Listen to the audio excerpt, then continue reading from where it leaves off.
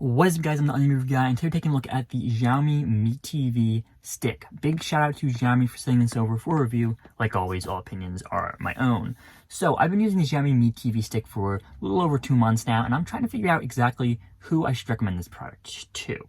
So while I did like this product, and I've been using it for some time, this product is an interesting one because it's a good smart product, but also it's mimicked in most TVs nowadays.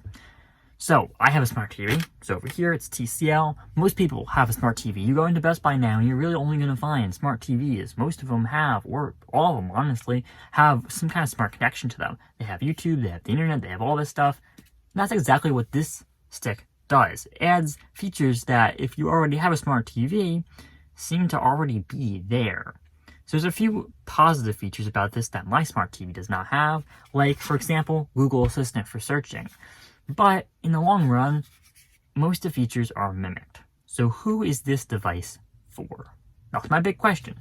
So we're going to talk a little bit about how I've actually experienced the device and what I think of the actual device for a second. Then we're going to go back to that question of who is this device for. So this is the Xiaomi Mi TV stick. It's actually a fairly good looking device, and it's not much bigger than a flash drive. It is definitely bigger than a flash drive, but not much bigger than a flash drive. We got an HDMI port on the back here for connecting it to your TV, and we got a USB micro port on the side here. You connect this USB micro port to a USB port in your TV to power the actual Mi TV stick. Yes, I'm upset that it is a micro USB port, but it does live behind your TV, so you're not unplugging it and replugging it back in too often. Though, when I'm fiddling around with the cables behind the TV and I'm trying to plug this in, I could see myself accidentally plugging it in the wrong way and breaking the port. That's always possible with anything, so I really wish it was Type-C to begin with, but this is a device that really does not need Type-C to begin with. So the overall design of this device is pretty good. We have like a matte plastic finish. We do have Xiaomi branding on there, but again, this is something that's going to be out of sight because it's going to be literally in the back of your TV. We also got this piece of glossy black plastic. I'm not the biggest fan of glossy personally, because that just gets scratched up. It's pretty well connected in your TV though, so again, you shouldn't have to worry about it getting scratched up. Then you have a nice like metal-y type plastic piece on top there. Looks good, I guess. Big dust magnet, because there's a lot of dust on here. I'm sure you guys can tell I just unplugged it from the back of my TV. There's a lot of dust. So, oh, and the remote, right? Now the problem I have with the remote, I believe, yeah, there's like a sound in the remote, the top half of the remote. I think it's one of the top buttons that's just moving around, but it's like, it's weird because you can feel it in the top half of the remote. Other than that, the remote is a pretty good product. Matte plastic. It kind of has that unfinished, kind of that unfinished product feel, but not all the way. It's like a matte plastic too. It's weird. I don't know how to explain it. But overall, it's actually a fairly good remote. Very basic looking. We do have Xiaomi branding on the bottom there, but for the most part, very basic looking. Doesn't look bad. We got some also labels on the back as well. It takes, I'm not too sure, AA? AAA. Takes AAA batteries. I put those in too. I'm not even sure what they put in, what I put in. So the remote is a pretty solid remote. Otherwise, buttons are fairly clicky. I just don't like that rattling noise. I was trying to think of what it's called. Rattling noise in the top. Don't like that.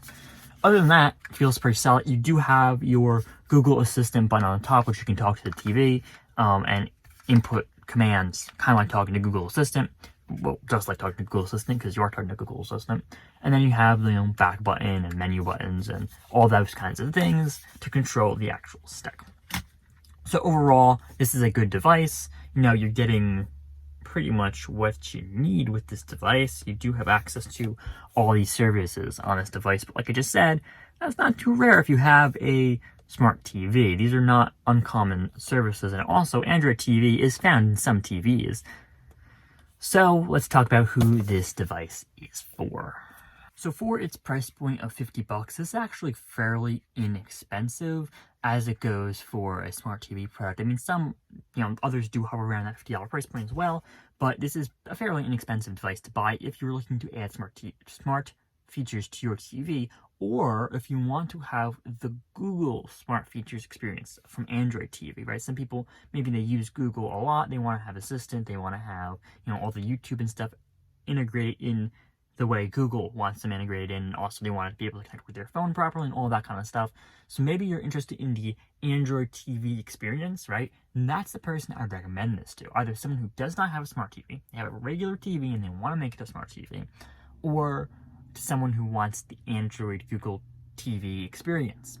Other than that, I found most of the features on this thing to be repetitive of the features I had on my TCL TV. So I wasn't TCL and Vizio TV. So I wasn't too excited to use this. Remember, you also have to go into this with the HDMI port, so you have to actually click on your TV to go into HDMI 1 to access this as well. So I wasn't too super thrilled to go and use this. So I can't find recommendation for this product for someone who isn't super interested in using either a smart TV or Android's actual TV platform. So other than that, it's a solid product. And if you're interested in it, and you actually think you're going to get use out of it, I can recommend it. But I just don't think many people are actually going to get use out of this product if they A, already have a smart TV, or B, don't want to use a smart TV feature set. Because it's a hard product to talk about, because it works fine, and it works as intended, it's designed well, it's a good product, it's at a good price. But I just don't feel like people are going to be using it all that often to actually go out there and say, hey, why don't you buy a Xiaomi Smart TV? And this same piece of advice goes for almost every TV streaming stick. So yes, for $50, if you're interested in the Smart TV, if you're interested in the Android TV platform, this stick is a good buy. But don't go rushing out to buy it if you're not really going to use it. That's my best advice that I can give you right now. Thanks for watching.